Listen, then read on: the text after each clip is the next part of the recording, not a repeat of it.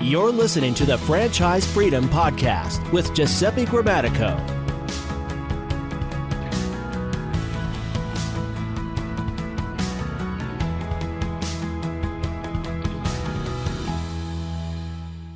Welcome to the Franchise Freedom Podcast. I'm your host, Giuseppe Grammatico, your franchise guide, the show where we help corporate executives experience time and financial freedom via franchising. Very excited for you joining us today. We are mixing things up a little bit. You've seen me every single week. We've been doing a lot of solo episodes, and I said, what the heck? Why don't we change it up? So last two episodes, we talked about funding. We talked about franchise disclosure document reviews, and we're going to mix it up today. And just before I introduce our special guest for today, wanted to thank you again for all your questions and comments. The show has been built to really educate the masses and help people figure out if business ownership as well as franchise ownership is a great fit. So continue sending the comments. You can comment. You can share this show, and feel free to email me directly. You go right to the website ggthefranchiseguide.com. And you can send me a message there or book a call if you're ready to have a chat. So wanted to introduce our special guest today. And I think we've had probably our fourth guest for the year, Patrick Fendaro. And just a little bit about Patrick. Patrick and his brother Jack lead a data advisory business under the brands of Vetted Business and Visa Franchise. Patrick and his team have interviewed 1,000 franchise owners and analyzed data collected from 10,000 franchise disclosure documents. He has shared his findings with millions of future and current entrepreneurs through YouTube videos, podcasts, episodes, and blog posts. Patrick, welcome to the show. Giuseppe, thanks for having me on. I'm honored to be the fourth guest this year. Fourth for the year. Yeah, we were doing guests, and I said, you know what? Let's start the new year with just some FAQs. So we did I think we have 100 FAQs, and I think people were sick of hearing just from me. So I'm like, let's mix it up and let's bring on some awesome guests. So I appreciate you coming on today. And if you can share with the audience a little bit about your background and how you got into this, into the franchise business. Yeah, no, for sure. So we kind of had a similar background where we both worked on Wall Street at JP Morgan. I kind of looked around and saw that there were a lot of people that were commuting long hours, very stressful environment. Both my parents are from Long Island. And I grew up in Washington, D.C. It was an intense environment, and just finance, New York, it wasn't for me. So I learned that at a pretty young age in my early 20s.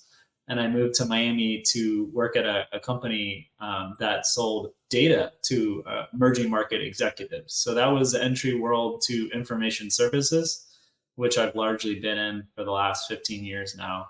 And from there, I worked at a small private equity fund that would lend money to franchisees. And my brother and business partner, Jack, he worked at the parent company of Burger King, Restaurant Brands International, here in Miami. Now they own Tim Hortons, they own Firehouse Subs, as well as Popeyes. So we had an idea, thesis. I saw a lot of foreigners that wanted to move to the US, but there's different investor visas. One's now $800K called the EB-5, you get a green card. There's one called the E-2 visa, $100K, you get basically temporary residence that's generally for 5 years, and you can keep renewing it. No one was really specialized in helping the folks at the lower investment threshold. So together with my brother, we went to market. We started the company in 2015, did a big push in 2016, lots of events in person in Brazil, Argentina. And that's kind of how Visa Franchise started, helping foreigners. And it's expanded a lot from just franchises. Like, we help people open up companies, get tax IDs, get their business bank account open, help people with different special ability visas move to the US, even master's degree programs so they can work and so they can study and work in the US. So Visa Franchise has really transitioned into more of like an immigration hub. Mm-hmm. And then Vetted Biz was all the data that we had on franchises that we had reviewed for our clients. And we put that up online January 2020. And then later on, we figured out different ways to monetize.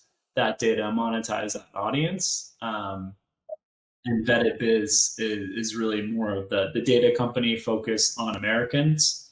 And then Visa franchise really exclusively helping foreign nationals move to the United States. That's great. I find that very interesting because we have worked with candidates from overseas, and it's interesting. I just feel like there wasn't a central source of information, and we definitely don't specialize in that area per se, but we would make introductions. Immigration attorneys, and what we've noticed over the years, and speaking with my colleagues, there wasn't a it was always, every person you spoke with had kind of a different opinion of going about it, whether it came to the number of employees and when it came to the actual total investment and the time frame. I just felt like there really wasn't any consistency, if that makes sense. It just seemed it's a very fragmented market. Right. We've worked with over 100 immigration attorneys on cases and now over 1,000 clients. And we're able to kind of consolidate that information as well as share it with the immigration attorneys in our network. But yeah, it's really a moving target. Consulate by consulate's different. And for us, we're doing significant volume in terms of cases, as well as kind of the people in our network are doing a lot of volume. So we can information share across and help the investor invest here and get here as soon as possible the first time for the visa. Gotcha. Okay. And that's great. Getting that information together, then, we started learning, and this is going back several years, but are they a treaty country? What does that look like? What's the difference? And there were just so many levels of information. So it's good to have one source, and we'll put the website here in the show notes. And that's why we transitioned Visa franchise a bit, because franchising wasn't the best option for many people. So we started discovering these other visa categories that you can move here faster if you had special ability, where you didn't need a franchise. And then if the person wants to work as a software developer, it doesn't make sense. So we really opened up our product offering to cater to pretty much any entrepreneur or professional that wants to move to the US. Gotcha. And when it comes to Vetted franchise, obviously lots of data points, a lot of information gathering.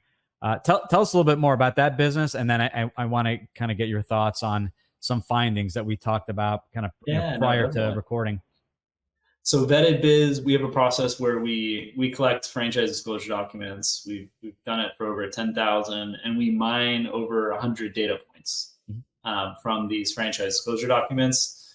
So a brand like Subway, we would have looked at that franchise disclosure documents over the last 7 years, and from that be able to extrapolate all different types of information, net unit growth, not just over the past 3 years, but over the past, say, 9 years, because they're reporting on the prior 3 years in each franchise disclosure document. So we have a pretty tight process on getting information from FDDs, as well as we have different data sources in terms of what the resale value is, what are the margins on specific franchises, what are the margins on across different industry categories. So we subscribe to all different types of data sources, and we're able to layer our input on top of that. And we look at the item 19, but if there's a brand that is only reporting on 25% of their units and they create all these reasons not to report another 75%, we'll talk to franchisees in their system and probably apply a haircut based on our insights. So it's not just quantitative, as franchisors aren't reporting, especially in the item 19, all the same way. We have qualitative insights that we build in to the models, as well as looking at SBA loan data, what banks are lending to what franchise, what the default rate is, or also called the charge-off rate, and then pulling in also now franchise resales. So all different resources. We don't act as a business broker for Vetted Biz. We don't act as a franchise broker for Vetted Biz. So we just want to have kind of, this is the one source, we're unbiased. And if you're a prospective franchisee or a franchise broker or a franchisor, there's different use cases for what you can do with that data. Gotcha.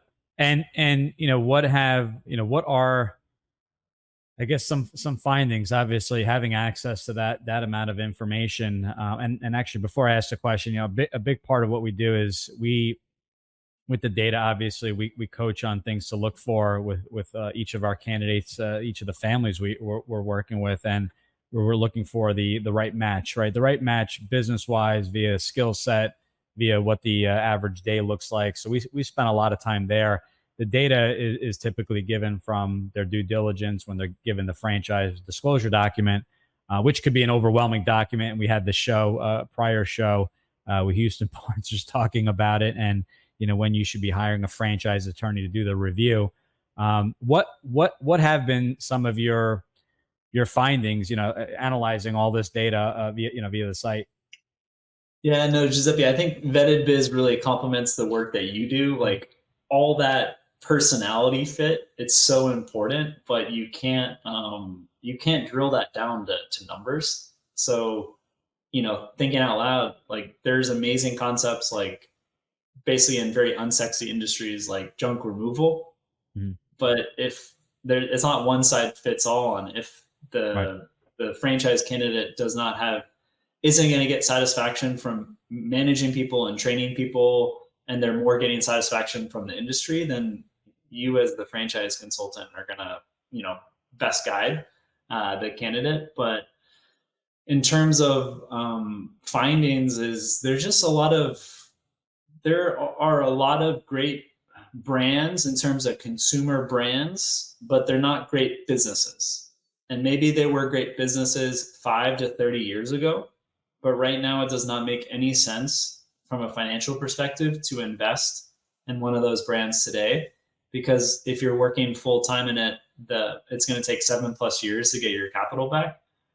And if you accumulated, hundreds of thousands of dollars to invest in a franchise, you're probably pretty capable to make a lot more money some other way and not have to wait 7+ years to get your money back. So I think a lot of people get enamored by these different brands that maybe they grew up with, but you have to peel back the onion and really understand what's behind that concept today. I don't care about how much money it was making 5 years ago. How much is it going to make today and in the next 5 years? Yeah, and that's a very good point, because I think, number one, people fall in love with the big brand names, which happen, and many of them happen just because of the evolution of franchising, have to be in food service. That's what you're driving by in your daily commute to work in many cases. But absolutely, just because it did well in the past, it's a very well-known concept. You do have to dive into the financials. Is it making money? Has the franchise evolved? And a big question and part of the coaching that we do is what has the franchisor done since COVID? Have they pivoted? Have they changed? We've had franchise companies completely, I wouldn't say change their business model, where it was an in-person model, and then they introduced technology, not just Zoom with talking via video, but a way to integrate all their franchisees across the system. And we see that in business coaching and other kind of businesses along those lines in the B2B space. So absolutely, you want to speak with the franchisor, ask the franchisor what they've done. And not only that, and this is part of due diligence, and you're going to read stuff in the FDD, but you want to also talk to the franchisees and just say, hey, how has the support been? You've been around 5 years. Is it getting better? Is it improving? What they've done. So there's so much, and you want to gather as much data as possible and speak with enough franchisees to make sure at the end of the day, we're looking for great matches that make money and obviously happy franchisees. Because if you're getting a lot of unhappy franchisees, obviously that's going to be a major red flag. So there's so many aspects to this, and I'm glad we're talking today, because most people, I wouldn't say most, a lot of people I talk to skip not the due diligence, the validation calls. Yes. They don't even speak with franchise owners, and it's huge. Because that's going to be you for the next 10 years. Right. So if you can't picture yourself, if you can't aspire to be that person, then that's an issue. You should want to be like that person. And if that doesn't get you excited, then there's other opportunities. There's thousands of franchises. Right. And this is where you could be ultra selective. And it's just like, if you're looking to open up we'll even get out of franchising. I want to open up a coffee shop. I want to open up whatever the business is, you'd go to someone and just maybe ask them about their business, or maybe you're in New Jersey where I'm from, and you go down to Florida and you talk to someone. You don't want them thinking you're a competitor open up right next Exactly. door, but find out a day in a life. I even had someone years ago recommend to me work with a local business owner, free labor for the day, and throughout the day you can learn about their business and what they do. And I did that. I did that through internships, and I learned a lot of great things. Actually, going back to my financial service days. So maybe you can shadow someone for the day. So it's a full. You want to get the whole picture. You want to speak with the franchisor, review the franchise disclosure document, speak with franchisees. What's the average day in a life, and gather so much to the point where, like, at the end of the day, we're gathering info, but what's the end result? What are we looking to accomplish? And So, Giuseppe, I think the process in some ways is a little broken, as it's almost like over-regulation has created kind of a funky process where the consumer can't get all the information they need before making the decision, where many franchise brands have great pro formas that they only share after someone signs the franchise agreement. So I talked to a franchisee who signed the franchise agreement, paid the franchise fee, got the pro forma, and was like, oh shoot, like this business isn't going to make sense in my area, and ended up getting out of the franchise agreement. Where at Vetted Biz, we can get you the pro formas and across all different types of industries, and plugging in the information from the FDD.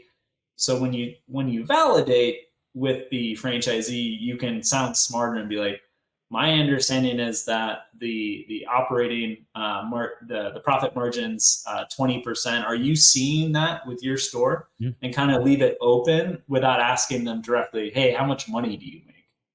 We hope you're enjoying the show.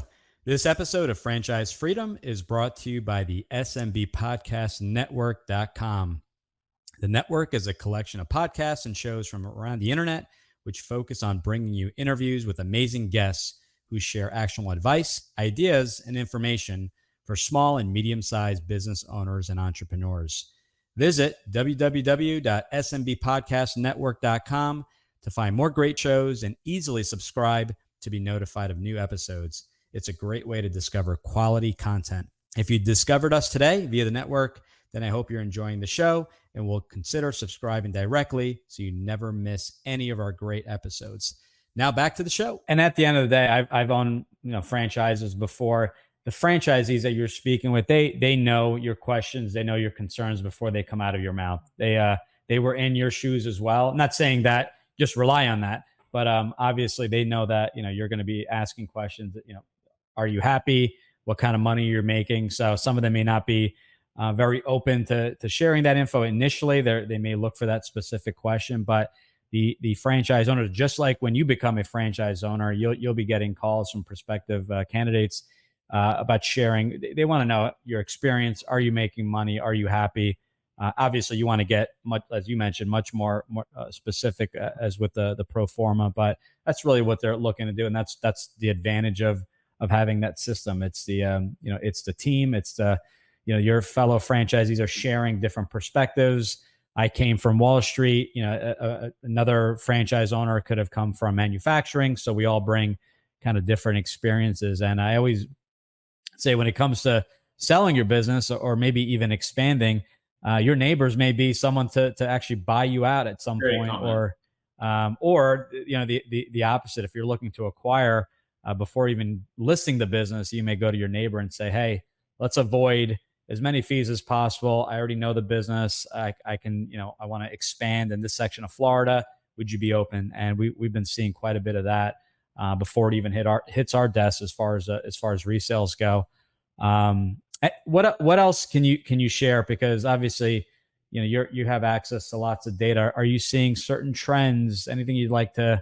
Well, Giuseppe, talking on the resale side, and especially Mm-hmm. with some of these big brands like in the food space, construction costs have gone up, permitting is taking more time.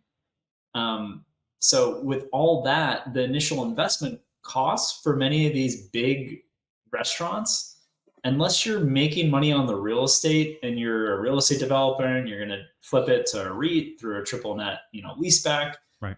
it doesn't make sense financially, because you could buy that business, an existing business for that brand, for anywhere for a very established brand, like 4 to 7 times EBITDA. But to open one up, it might take 2 years, and you're not making money during that whole time when you get permits, and there can be different delays. So I think looking at resells, and a key metric that we look at is what's the midpoint investment compared to the resale value. And ideally, the midpoint investment substantially lower, like 1/2 of the resale value. And you see that across the board for home care franchises, home care staffing, where you start the business for 150, and they regularly sell anywhere 500K to 2 million. Right. Obviously, there's a lot of work that goes into that business to grow your staffing business, but that's a nice return on your time and investment. So looking at the initial investment compared to the resale value based on recent franchises in that same system that have sold is really key for prospective candidates. No, I'm glad you share that. I actually, when I work with people, I always ask about kind of preferences, and with brick and mortar. So you got brick and mortar, you got home based service, and then obviously there could be resales for either or. And I said, with a brand new franchise in something brick and mortar, we're not even talking standalone. We're talking just being built in a shopping center. There's going to be that time frame. There's going to be that downtime where you pay the franchise fee. Got to find the location. There's a whole list of steps that go along versus a resale in that market, which obviously you're just taking over that existing business. So some people they don't know. I always say you don't know what you don't know, or they're not certain if they've never owned the business. They're in corporate America. So we like to say one is not necessarily better than the other. I like to just give you the differences so that you can kind of put together, okay, you know what? I want to get up and running much sooner. So maybe that is a resale brick and mortar, or a new franchise that's home based, where it could be up and running in 30, 60, 90 days, depending on if it's a business without equipment or vehicles, or if there is equipment involved where you have to wait on that. So we give very loose time frames, and we always coach them to ask the franchisor. But that is a very good point. People want to make the transition, especially if they're unhappy with their job. They're not going to wait a year for that business to get up and running if they really want to kind of move forward, or I should say move away, from the 5-hour commute like I had. And so that's something that's very important. There's something psychological too. When you start making money, like between month 1 and 6, right? Like you sign the franchise agreement and you start making money. Like right. It's great. It's motivating. Where if you're just spending your time like checking in with the permit and the architect and going back with the franchisor and furniture, like it's kind of dismotivating. I've spoken to many franchisees where those first 2 years are mentally very difficult, oftentimes the hardest part of their career. And it's especially for those folks that the break even was at like month 9 or month 12, or there were just delays to open up. So a big thing that I look at, how long is it going to take to open up the business? And then how long is it going to take to break even, where you're not putting more cash into the business? Yeah. Lots of things to consider. And that's where we spend a ton of time on the front end, making sure we're moving in the right direction. And by the way, you don't need to have all this figured out. That's why, there is access to information. There's access to individuals that have done it before, and you can kind of go through the different options. Do you want to be full-time? Do you want to be part-time in the business, semi-absentee, different types of ownership? And that's half of what we do, is just really educating as to what types of franchises. For example, not every franchise allows you to be semi-absentee or part-time. There are brands that require you, and that's fine. Someone said, well, that's not a good thing. And I said, no, that's a great thing, because they're very clear on their client, their franchise avatar, as I call it. So that's who the franchisor is looking for. But you may find another brand in the exact same industry and space that does allow you to be semi-absentee. So it really depends on the franchise company. Talking to the brands, as a franchise, they want they have a certain comfort level. It's not just industry. We're in the cleaning industry. We're in the industry of saying, okay, these are the services. This is the training that we offer, and we've noticed specifically in our business, the franchisee who's full time the first 6 months really gets a great understanding of the business, so that they can train potentially a general manager to take over the reins while they back off a little bit. So it really varies from brand to brand. And again, if they don't allow part-time semi-absentee ownership, that's a brand we put aside, and we focus on the franchise that do allow semi-absentee if that's what you're looking for. Giuseppe, I'd love to like build in somehow, I guess, from the item 7, but for your clients that are corporate executives, I'm sure you see this a lot, but if you're making $200K to $500K plus a year, owning a franchise can save you a lot of money on your tax bill, where maybe you're not making such a high return off your investment, but when you factor in the tax benefits, it can be quite substantial. And if you're building equity in that business and you did it right, where you invested $200K and at year 7 you can sell it for $500K, you also could get a nice capital gain. So I'm sure you work closely with accountants, the accountants of your clients. But for those that are looking as a side hustle, side gig, super important to factor in that non-cash benefit that they're going to be getting from the business. Yeah, no, that's a very good point. And that's, again, and I'm glad you brought that up. It's part of education. It's not to say that this is the only reason to buy a franchise, but let's talk about the benefits. And to your point, that's exactly it. You can open up a franchise this year, right? We're in 2020. Today's August 17th, 2023. Not generate a dime in revenue, but able to accelerate the depreciation on maybe not the whole entire investment, but a big chunk of it, depending on what the franchise is, and offset your W-2 income. So if you're still on Wall Street, you're offsetting, so that's a significant return. And then it talks about, or I should say, credit back on your taxes, but it's also they talk about cash on cash return. If you're using an SBA loan, it doesn't matter if you paid the whole thing in cash, use a retirement rollover or an SBA loan, where maybe you're putting just say 20 or 30% down, whatever the exact number is, but you're taking that full advantage regardless if you have a loan or not. So I always tell people it doesn't just offset if you have 100,000 towards equipment, towards the brand, and you can accelerate the depreciation. You don't just offset the revenue, you also offset the W-2 income if there was no revenue for the year. So there's so many tax benefits, and that's a show in and of itself. And I before, especially with the different administrations and the rules and the changes year over year, always go back and I always recommend have an awesome CPA that is up to speed on that does business returns, because every year it's like, okay, this was the case in 2023. It changed in 2024. So ask your accountant, and I don't know the answer to this, and maybe you do, but this IRS Section 179, does that apply in 2024? Does it end this year? I honestly don't know. Maybe you do, but these are great questions, and that's why you pay these individuals, is really to stay up to speed on all the changes going on. Yeah, no, for sure. I think if you're going to do it right, and if most of the time you're investing hundreds of thousands of dollars, whether it's on just equity or you're also, getting an SBA loan, but it's worth paying that franchise attorney, $2,500 to review the FDD, negotiate some key terms on your behalf.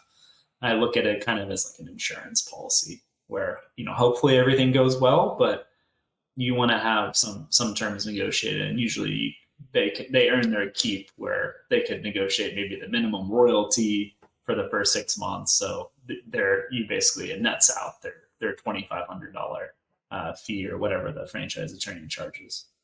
Yeah, it's definitely case by case. The last show was just on the FDD review with Houston Barnes. So I encourage everyone to check that out. And any questions, I am definitely not an attorney. I will make one recommendation, is that if you speak with an attorney, make sure it's a franchise attorney that's familiar with the FDD, that many of them charge a flat rate, to your point. And then that's an all-inclusive conversations, emails. It's going to be a couple conversations, especially if you're waiting on responses from the franchisor, but they understand what the expectations, not to rewrite the FDD. But yes, you are entitled to, if you can, negotiate, ask questions, maybe make some changes, maybe delay the opening. There are multiple areas, so I definitely encourage you to look into that and reach out to Houston. And there's doesn't have to be Houston, other franchise attorneys out there. Patrick, what else? Anything else we didn't bring up on the show as we're approaching the 30-minute mark? I think people going through the franchise search and evaluation process really need to take ownership. And Giuseppe, as basically the coach, is there as the coach, but you're the player, it's your life. You really need to understand this and be all in and make sure your spouse is on board, understand the financials from the beginning, because if not, it can cost you a lot in financial as well as family. I've interviewed a lot of franchisees, and sadly those that have fallen ill, heart attacks, divorces when it goes bad. So entrepreneurship can be amazing. It can be life-changing. It can be really freedom. But you have to get in with the right brand and know what you're doing, or it could become a nightmare. 100%. Listen, big point there. If you want to eliminate a lot of issues, and it's pretty simple, as Patrick mentioned, involve everyone that's going to be part of this. They don't have to be in the business, which I think is what people get tripped up on. They think, well, my spouse, my partner, girlfriend, boyfriend, whoever's involved, anyone, because you're going to be, your life is going to be a little bit different. There's going to be a lot of hours. There's going to be money invested. There's going to be good days. There's going to be full days. Let everyone know. In my case, we had baby number one, my son, on the way that year. So, there really wasn't much of a conversation there. But if you are doing this and you have children, let them know, like, hey, mom and dad, or whatever the case may be, we are doing this. We're going to be really busy, especially this first year getting the business launched. And this is why we're doing it. So we can spend more time and maybe go on vacation, or mom and dad or whoever's involved is going to be could potentially be home more often, but it is going to be essentially a year of sacrifice. So if I can't get to every single soccer game or every single recital or school event or play, this is why we're doing it. I think that's crucial. And I think it's one of the areas that people just miss. And when I have conversations, we require everyone to be on the phone instead of saying, oh yeah, my so-and-so is on board. Well, let's at least have them on one call so they have a general understanding, so there's no surprises. So I couldn't agree more. This is, you live once, you want to set this up the right way, and this is part of the foundation. Before even contacting anyone or the research, contact or make sure everyone's on the same page, and then work from there. Yeah, it'll save you a lot of divorces, headaches. Going to be most likely is going to be supportive, but not if they were misled or they didn't have the information they would have hoped. When the times are rough, those first 2 years, it's a roller coaster, and hopefully it's going up the roller coaster. But there's going to be some down parts, whether it's starting a franchise or starting an independent business. So as long as your loved one knows exactly what's going on and you have the right advisors and you take ownership, I'm confident anyone listening, there is a franchise opportunity for you. Couldn't agree more. And I'm glad we're on the same page. I can't stress the basics enough. We assume that. It's like, you know what, you have to talk about it, because I see it every day. Talk to a lot of people, and one person's not involved, and it makes me it scares me a little bit. So, well, Patrick, I really appreciate you coming on the show. I enjoyed it. This was fun. It's nice talking to someone with similar backgrounds, and I'm looking forward to checking out the sites. We're going to list everything in the show notes, as well as the blog. And again, to everyone listening in, we really appreciate you listening. If you think of just one person that can benefit from some of the resources from the show and the topics, please like and share the episode. And again, the show is built for you. So if you have a specific question, let us know. I just had an Instagram question come in, and I did a 3-part series on the due diligence process, which kind of ties into this. So, and that was just from someone that I've never spoken with before. It sent me a message and inspired me to do a 3-part series. So I thank you for that. And sometimes I may assume you know something. I want to know your question. So send those in. Patrick, thanks again. Looking forward to actually being on Patrick's show here in the next week or so, and looking forward to checking out the site. I'm really excited to see to get all the resources. So thanks again. No, thanks, Giuseppe. Take care. Thanks for tuning in. Whenever you're ready, here are 3 ways Giuseppe can help. 1. If you've ever considered owning a business of any kind, you owe it to yourself to get a copy of Giuseppe's book, Franchise Freedom. Download your free copy at ggthefranchiseguide.com/book. 2. Want to understand how successful executives make the transition from corporate to owning their own franchise?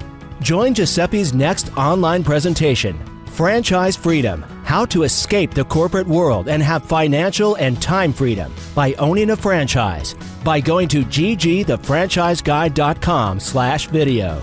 3. Want to work with Giuseppe one-on-one to identify the right franchise opportunity for you, to navigate the process, and get plugged into experienced franchising advisors? Send him an email to gg@ggthefranchiseguide.com with one-on-one in the subject, and he'll send you all the details.